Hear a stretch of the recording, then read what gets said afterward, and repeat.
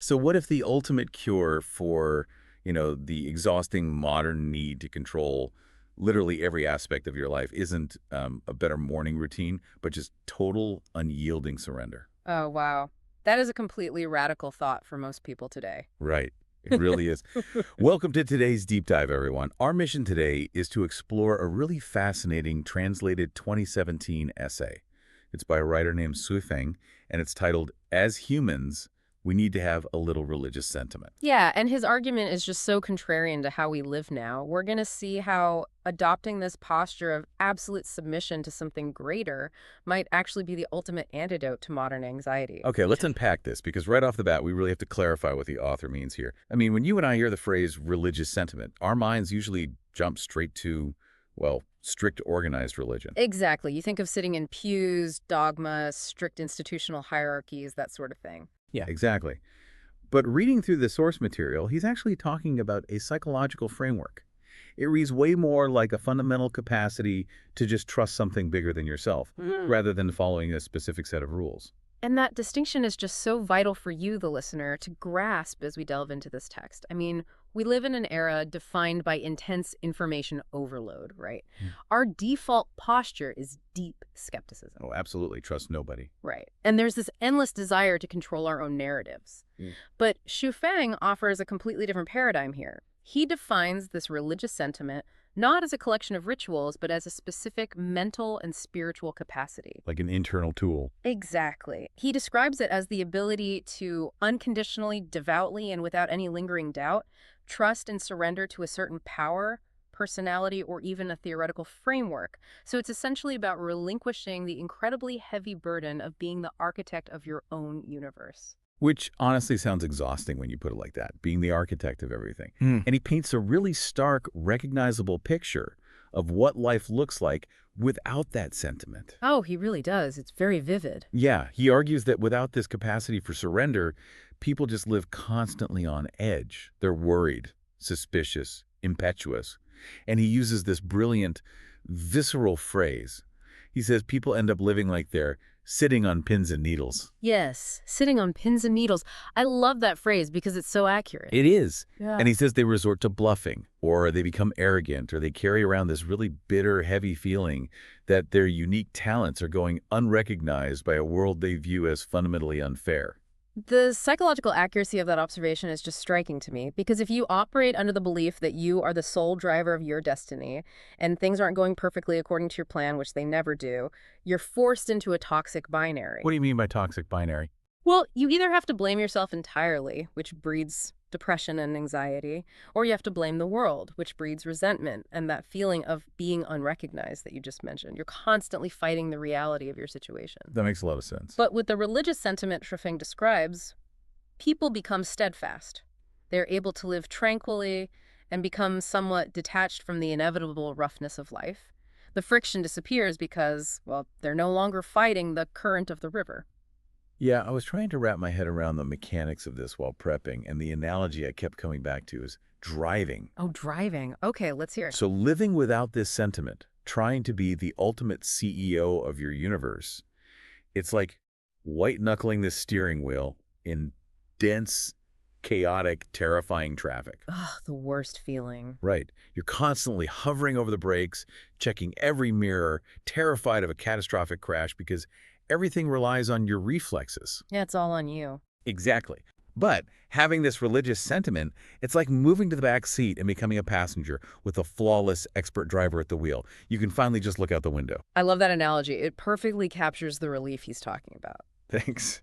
But I do have to push back on this concept just a bit, because as a modern person, my immediate reaction to the word surrender is like alarm bells. Sure, it sounds like giving up. Yeah. Yeah. Does adopting this posture mean we just give up our agency? Do we abandon our critical thinking and become these passive observers of our own lives? Or is this actually a sophisticated psychological tool for maintaining inner peace? What's fascinating here is the underlying cognitive mechanics of what he is proposing. He isn't arguing for apathy at all, and he certainly isn't suggesting we stop acting in the world. Okay, so it's not just sitting around doing nothing. Not at all. He's arguing for a massive reallocation of mental energy. Just think about how much cognitive bandwidth we waste daily on agonizing over outcomes we cannot possibly control. Oh, way too much. Right. Raging against the inherent unpredictability of the world. By letting go of the need to dictate the grand narrative, by surrendering the ultimate outcome to a higher power, a grand theory, or an ideal of steery, you aren't losing your agency to act. You're just changing what you focus on. Exactly. You are freeing up your mental energy to fully engage with the present moment. You eliminate the bitterness of feeling unrecognized because forcing the universe to applaud you is simply no longer your job. You recognize you're playing a specific part in a much larger, incredibly complex system. Wow. Okay, it sounds beautiful in theory, but where this text moves from abstract philosophy to something deeply personal is how Hufeng actually structures that system. Yes, his personal practice is really unique. It is entirely unexpected. Having laid out this concept of surrender, he shows us the mechanics of how he practices it daily.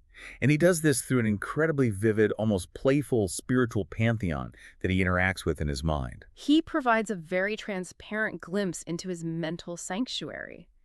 It's this synthesis of very different spiritual figures, all coexisting in his mind, serving as anchors for this feeling of profound peace. Yeah, he's not just sending thoughts into a void. No, he's cultivating specific personal relationships. And here's where it gets really interesting, especially compared to traditional religious texts. The descriptions he uses are so informal, tactile, and highly emotional. Very tactile. Yeah, so he starts by describing the greatest creator. He states his absolute belief, imagining himself crawling at the feet of the creator. He writes that if the creator were to rub his feet on his head, he'd consider it the ultimate glory. Which is such a striking image. It is, and he says if the creator touched his head with a hand, he would die of happiness. Though he's quick to add he lacks the merit to ever expect such a thing. So that paints a picture of absolute terrifying awe. Absolute submission. Right. But then he shifts to Jesus. And suddenly it's not a description of a distant, intimidating deity at all. He says being with Jesus is like a grandson staying with a deeply loving grandfather. A total shift in tone. Completely. He describes it as bringing a holy light and cultivating a spotless, transparent heart. Notice the deliberate emotional modulation there. He moves from profound submission and awe with the greatest creator directly into familial warmth, safety, and transparency with Jesus. It's like he's covering all his psychological bases. Exactly. He is utilizing these distinct figures to fulfill different psychological needs within his broader framework of surrender. That spotless, transparent heart he mentions, it represents the shedding of adult cynicism and defensive posturing. That makes a lot of sense. Yeah, he's creating an internal ecosystem where he can feel both infinite smallness and immense unconditional safety at the same time. And the modulation just keeps shifting in these really evocative ways. When he introduces Buddha Shakyamuni, he relies on these sweeping sensory details. The nature imagery. Yes. He says being with the Buddha is like the feeling of birds flying into the woods, roosting and singing. Or it's the feeling of eagles flying freely in a vast, boundless blue sky. He describes it as deep, magnificent, and auspicious. It's very grounding. It really is. But then comes my absolute favorite part of the essay, his interaction with Lao Tzu. Oh, this part is fantastic. He says when he's with Lao Tzu, he gets naughty. He explicitly talks about pulling Lao Tzu's beard. Which is so funny to imagine. Right. He says they drink together, he acts shamelessly, and they simply have fun. Yet, in the same breath, he says he admires Lao Tzu incomparably and obeys him without hesitation. Which is such a fascinating dynamic. It doesn't sound anything like fearful, trembling worship. It sounds like he has built an internal council of eccentric, incredibly powerful mentors. And that framing is crucial. By personalizing these historical and spiritual figures with such specific, playful imagery, the grandson, the eagles in the boundless sky, playfully pulling a philosopher's beard, he effectively removes the terror traditionally associated with the divine. Because usually the divine is pretty scary. Exactly. For many people, the idea of surrendering to a higher power is deeply frightening because that power is perceived as punitive, strict, or constantly judging their failures. Waiting for you to mess up. Right. But Shuifeng has constructed an internal reality where surrender is inherently joyful and freeing. In psychological terms, the sensory imagery he employs, the birds singing, the vastness of the sky, those are profound grounding tools used to calm the central nervous system. So it's literally calming his body down. Yes. He anchors his psychological peace using these benevolent interactions. When he says he obeys Lao Tzu without hesitation, it isn't out of fear of retribution. He obeys because the relationship is built on warmth, naturalness, and a shared sense of humor. It's a completely different paradigm of spirituality. It's Mm. warm, dynamic, and undeniably comforting. But honestly, I have to say, it is very easy to imagine pulling a philosopher's beard when you're just sitting in a quiet, safe room meditating. That's a very fair point. It's easy to be a relaxed passenger when the road is newly paved and there's no traffic. But what happens to this peaceful surrender when the real world knocks on your door with a warrant? The ultimate test. Right. And the source material actually addresses this head-on, testing his philosophy under intense, real-world pressure. Yeah, so in 2001, he founded an organization called Lifechanyuan, which he notes was originally named The Journey to Transcending Time and Space. Catchy name. Very catchy.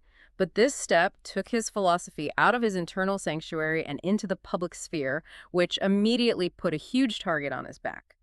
Over the subsequent 17 years, he didn't just sit in isolation. He was out there. He worked tirelessly, but he faced incredible hostility. He documents experiencing countless setbacks and severe blows.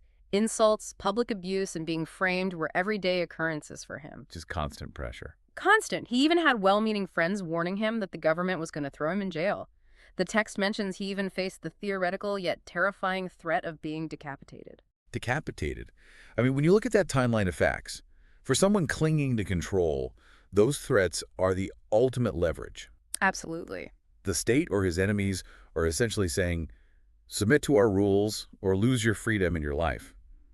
But his reaction is the complete opposite of what you'd expect. Totally unfazed. Yeah, he writes that he simply handed his life over to the greatest creator and handed the daily management of his life over to the Tao. He claims that whatever retribution or result he gets is genuinely not his concern. Jail, beheading, he insists he doesn't care. Which is just staggering to read. It really is. Hmm. Now, in his 60s, he reports being healthy, peaceful, and contented. Despite a nearly two-decade campaign of threats, he views himself as a playful child, jokingly interacting with other members he calls Chanyuan Celestials. The contrast is unbelievable. So what does this all mean? When he talks about ignoring the threat of jail and acting like a playful child amidst persecution, part of me thinks this is the ultimate unbreakable resilience. A superpower, almost. Yeah.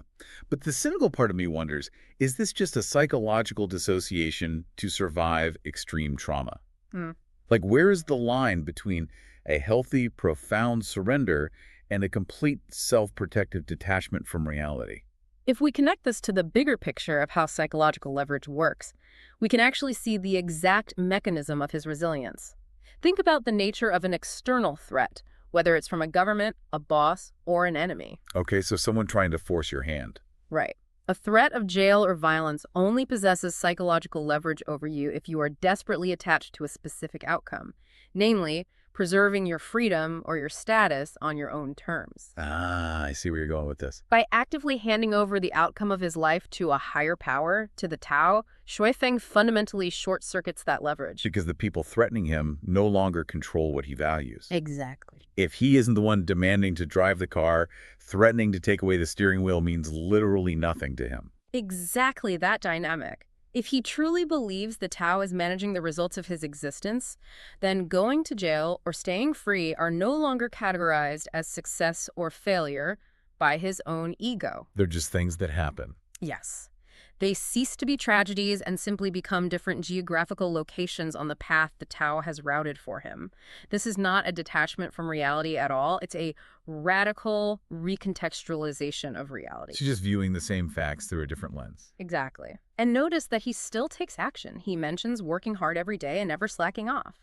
But he has cleanly severed his daily actions from the anxiety of the ultimate results. That is the mechanism that allows him to maintain the disposition of a playful child, even while facing down existential threats. He has outsourced the worry. Outsource the worry. I think anyone listening to this can feel the appeal of that. Yeah. Like, sign me up. Right. We all want that. But this brings us to the elephant in the room. And thankfully, Shuifeng anticipates the natural skepticism of his audience.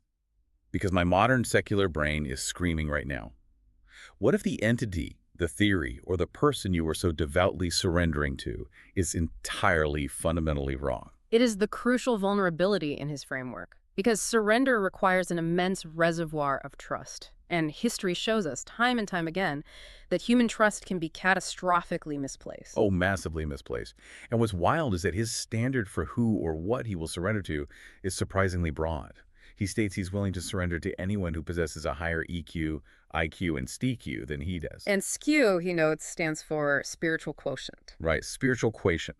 He even says he would surrender to a completely ordinary person, provided that person is selfless, unselfish, and is genuinely working hard to practice lofty ideals. It's a very democratic view of surrender. Very. But when he poses the question to himself asking, what if the person you surrendered to is wrong? His answer is incredibly jarring. He argues that since their EQ, IQ, and SKU are higher than his, they can't be wrong. Yeah. And even if they somehow are, he asks, so what? So what? That's a bold statement. He rationalizes this by saying if he relied solely on his own EQ, IQ, and CQ, he would inevitably make massive mistakes anyway. We need to unpack what he means by CQ, or spiritual quotient, here, because it elevates this past just blindly following a smart person. Okay, let's unpack that. In this framework, ISQ isn't about raw processing power like IQ or social navigation like EQ. It refers to a person's awareness of their tiny place in the universe. It's their ability to act selflessly and their alignment with universal harmony rather than ego. So it's about seeing the big picture. Yes, he is really highlighting the sheer arrogance of our own ego.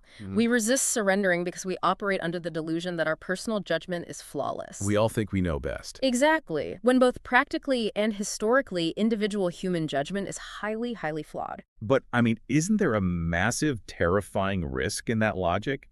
This sounds like literally outsourcing your moral compass. Isn't it incredibly dangerous to just shrug your shoulders and say, if they're wrong, so what? I mean, human history is littered with tragedies caused by people who surrendered their agency to leaders claiming to have lofty ideals. This raises an important question, and it really requires us to look very closely at how Xue Feng defines the very boundaries of right and wrong. He is not defending blind obedience to a malicious tyrant. Okay, that's good to clarify. He is making a profound philosophical statement about human humility and the severe limits of our perception. He tackles your exact pushback by examining the historical fluidity of morality. The historical fluidity. Yes, he points out that what humanity considers entirely indisputably wrong in one era might be viewed as completely right several decades or centuries later, and vice versa. Ah, the historical lens. That makes sense. The things that were culturally obvious and acceptable to people 300 years ago are often horrifying to us today. Absolutely horrifying. And presumably, things we view as perfectly normal today will horrify people in the year 2300. Because of that historical fluidity, agonizing over getting every single decision perfectly right in the grand cosmic sense is a fool's errand. You're aiming at a moving target. Exactly. The universe, according to his essay, is a grand script. It is infinitely complex, mysterious, and subtle, far beyond the capacity of our individual minds to fully grasp. He emphasizes this by stating that even after 17 years of deep, concentrated study and founding his organization, he feels he only understands a single drop of water in a vast, endless ocean. A drop of water in the ocean. Wow. That is a brilliant way to put the human ego back in its place. It completely reframes the concept of making a mistake, and that is the core of his defense against the fear of outsourcing morality. You fear surrendering your moral compass because you secretly believe your compass is perfectly calibrated to the absolute truth of the universe. Guilty as charged. We all are. But Xue Feng is gently pointing out that your compass, my compass, they are microscopic. They cannot possibly navigate the entirety of the grand script. Therefore, acknowledging our tiny place in the universe and admitting that we cannot definitively sort absolute good from absolute evil in the grand sweep of time isn't a sign of weakness or apathy. It's actually a strength. It is a posture of profound humility. Paradoxically, he argues that only this pious belief, this religious sentiment that accepts our severe limitations, can lead us out of our impetuous, anxious state and guide us toward a smoother, brighter future. It really flips the script on how we are taught to pursue peace. I mean, we started this deep dive talking about the specific exhaustion of modern life. That burning need for control. Yeah, that feeling of being the burned-out CEO of your own existence, white-knuckling the steering wheel, terrified of making the wrong choice because you believe every outcome rests on your shoulders alone. And we traced how Xue Feng offers a completely alternative path through the cultivation of religious sentiment. We explored his incredibly vivid internal world, demonstrating how he escapes the stress of the executive role by adopting the posture of a playful child. The ultimate stress relief. Right. He imagines basking in the holy light of a loving grandfather, pulling the beard of an ancient philosopher, and finding unshakable peace by simply letting the Tao manage the outcomes of his life. And we saw how that internal framework actually held up against immense real-world threats of imprisonment and violence. It is a profound journey from the illusion of total control to the reality of radical humility. From the arrogance of bluffing your way through life to a steadfast, unshakable peace. It really is. Now, for you listening to this, we are certainly not saying you need to immediately start visualizing pulling Lao Tzu's beard. Though it might help. Honestly, if it helps you deal with rush hour traffic, you should absolutely go for it. But the broader, highly practical lesson here is about the immense relief that comes from relinquishing the desperate need to control the universe. There is tangible peace in admitting that you are just a drop of water in the ocean, and that is perfectly okay. You do not have to be the architect of everything. It is ultimately about finding immense strength in the act of surrender, which is a powerful paradox to carry forward. As we wrap up this exploration, I want to leave you with a final thought to mull over, building directly on the author's point about the shifting, fluid nature of human history. Let's hear it. If, as Zhu points out, what humanity fiercely defends as absolute right or wrong can completely flip over the course of a few centuries, what deeply held, unquestionable belief do you hold right now, today, that future generations might look back on and view as completely backward? Oh, that's a tough one. Just how tightly are you gripping that steering wheel on a road you don't even fully understand? Definitely something to think about. Thanks for joining us on this deep dive.